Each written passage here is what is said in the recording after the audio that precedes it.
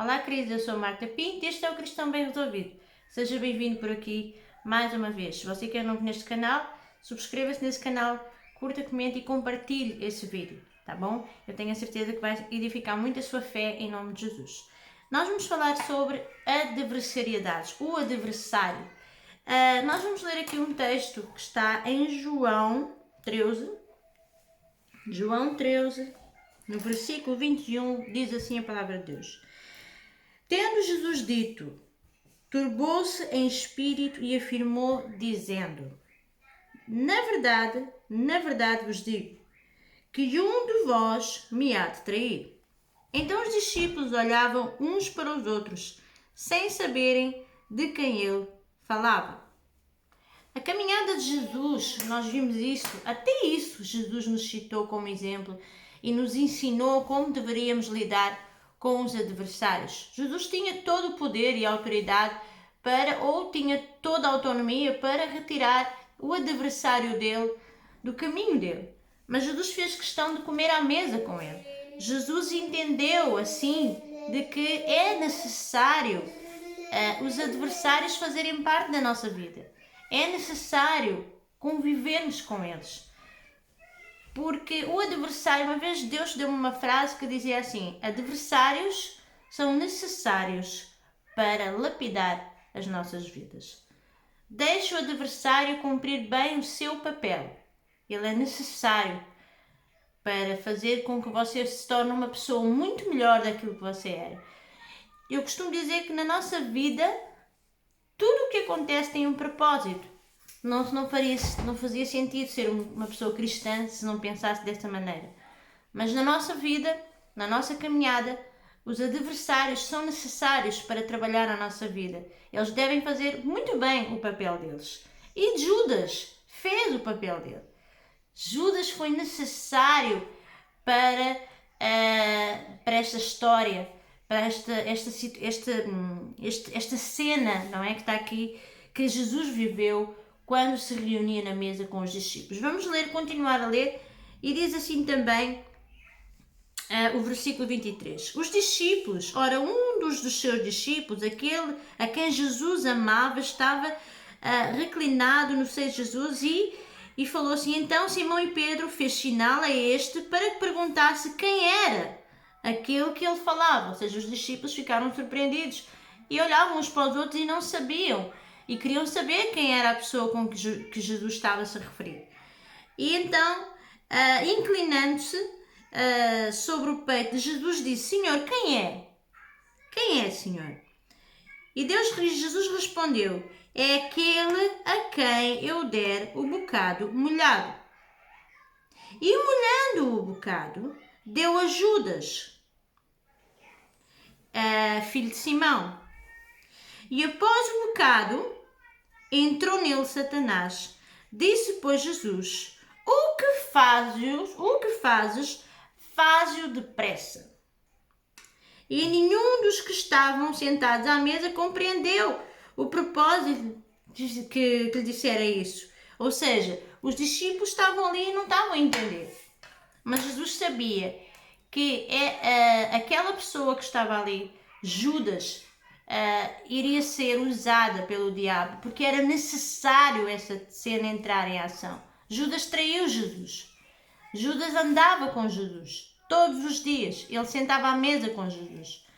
E isso aponta muito para que dentro da nossa casa, muitas das vezes, nós não podemos achar que só porque convivemos uns com os outros na mesma casa, na mesma mesa, compartilhamos dos nossos sonhos, dos nossos projetos, nós não podemos pensar que o facto de termos pessoas presentes ao nosso lado, que vamos ser bem-sucedidos, que as pessoas nunca nos vão decepcionar. Judas decepcionou Jesus? Não, Jesus já sabia. Mas se fosse Judas, não fosse Jesus, fosse outra pessoa, essa pessoa iria se decepcionar. E nós podemos também citar aqui, copiar o modelo que Jesus nos deu para saber lidar com isso. Jesus sabia, porém ele soube lidar com isso. Ele não se agarrou às emoções dele. Jesus sabia que aquela pessoa iria traí-lo. Jesus sabia que Judas ia traí-lo. Jesus sabia. Por dinheiro. Judas trocou a salvação dele por um saco de moedas. Judas não tinha, ele convivia com Jesus, ele viu os mesmos milagres que os outros discípulos viram e Jesus traiu. Isso é muito profundo. Porque quantos de nós estamos na igreja nos achamos santos, mas na verdade nós estamos-nos a enganar a nós mesmos. A palavra, existe um ditado que diz, e a palavra de Deus diz, que nós falamos aquilo que o nosso coração está cheio.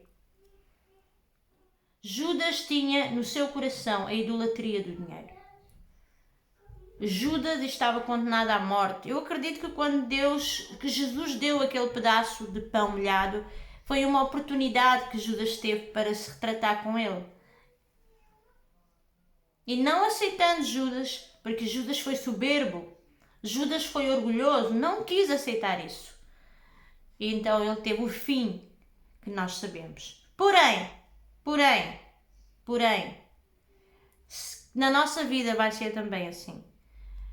Adversários vão servir para você aumentar a sola do seu sapato, para você crescer, para você amadurecer. Deixe o seu adversário fazer muito bem o papel dele.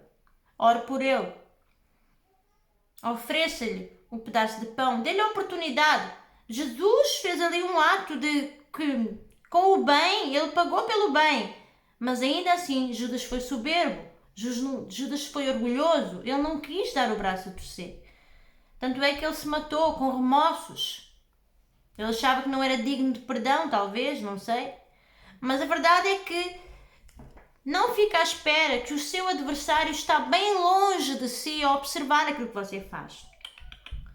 O seu adversário, ele está perto de si. Ele está ao seu derredor. E não é o adversário espiritual, é o adversário, aquele que, carnal, aquele que, na verdade, todos são adversários.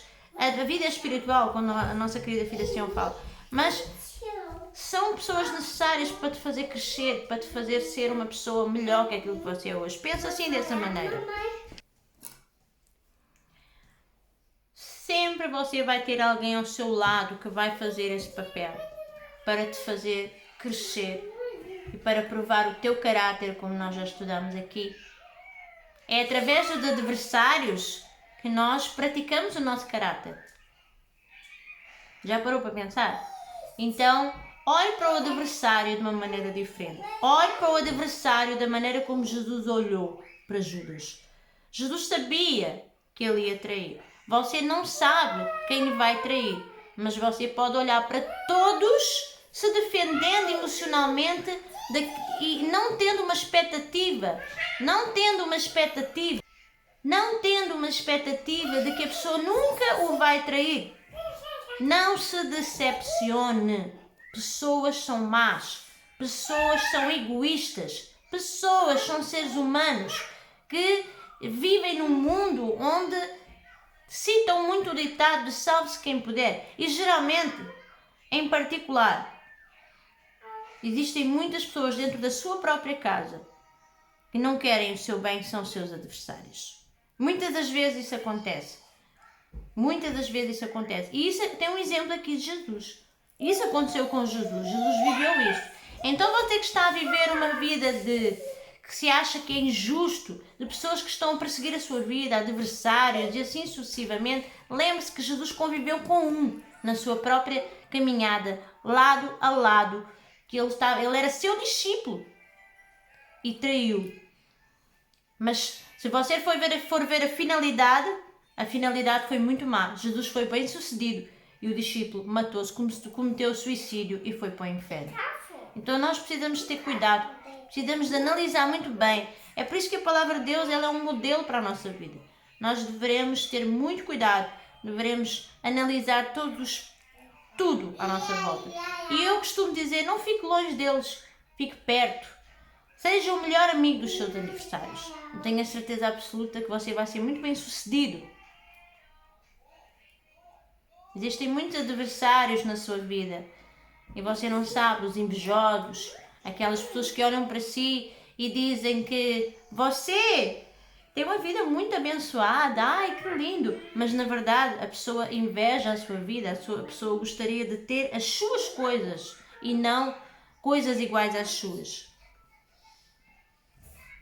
A inveja é uma doença, é algo maligno. A verdadeira inveja, ela é produzida por um sentimento que vem de origem maligna.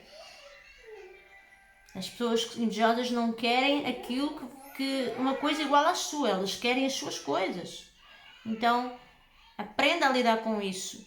Se você tem adversários na sua vida, lembre-se de Jesus. Como é que ele lidou com Judas? Como é que ele lidou com Judas? E Jesus também foi colocado à prova nas suas emoções. Jesus, ele fez carne, ele era carne, ele sabia. Ele também sentiu os desgostos, as angústias de alguém rejeitado, de alguém que foi enganado, de alguém que foi traído. Jesus sentiu tudo isso. É por isso que quando você vive uma experiência de traição, vive uma experiência de uma expectativa que você tinha de alguém que não era aquilo que você pensava, Jesus também viveu isso. E como é que Jesus sabia que Judas ia lhe trair? Porque Jesus tinha intimidade com Deus. Ele era Deus. Ele se fez carne. Ele sentiu tudo o que nós sentimos. Só que ele inclusive fez mais que aquilo que nós fazemos, que é orar. Jesus orava no monte. Jesus jejuava. Jesus passou por todos os processos de lapidação que vocês não imaginam. Ele também foi tentado no deserto. Ele também foi traído. Tudo e mais alguma coisa. Psicologicamente, emocionalmente e fisicamente. O modelo de Jesus é espetacular e fundamental para a gente parar e analisar na sua vida. Ele também foi traído. Quem sabe você tenha sido traído por alguém. Quem sabe você tenha sido traído pelo seu esposo, ou sua esposa, ou o seu amigo, ou a sua namorada, ou seja quem for. Não espere das pessoas aquilo que o ser humano não tem capacidade de dar. Nós, se não tivermos uma vida com o caráter de Cristo, nós vamos pecar, nós somos maus. O próprio Jesus falou àquele jovem rico: não há ninguém bom a não ser Deus. Por que me chamas bom? Está lá. Você pode ler na Bíblia. Pesquise lá, o jovem rico, e você vai ver. Bom mestre, por que me chamas bom? Não há bom a não ser Deus. Esta natureza aqui, esta matéria, nos faz sentir desejos, nos faz sentir coisas que vão mexer com as nossas emoções, vão mexer com a nossa estrutura física. Mas nós fomos chamados para viver espírito. A nossa essência é espírito. E isto vai ser uma luta até o último suspiro da nossa vida aqui na Terra. Então, é uma forma que você tem de se livrar desses sentimentos de pena de si mesma, pena de mim mesma, por exemplo, porque tive alguém que me traiu. Jesus também foi traído. Jesus sabia. Pior, Jesus ainda viu os cenários da pessoa a traí-lo. Porque aquele que é traído e não sabe ainda te poupa, né? A pessoa sabe, está a ser traída, mas não sabe. Agora, Jesus sabia. Jesus assistiu a todos os cenários de Judas a traí-lo. E ele, calado. Ainda deu uma oportunidade. Eu creio que sim. Eu creio que quando ele deu aquele pão molhado, eu acho que ele deu uma oportunidade a Judas se arrepender, mas Judas não.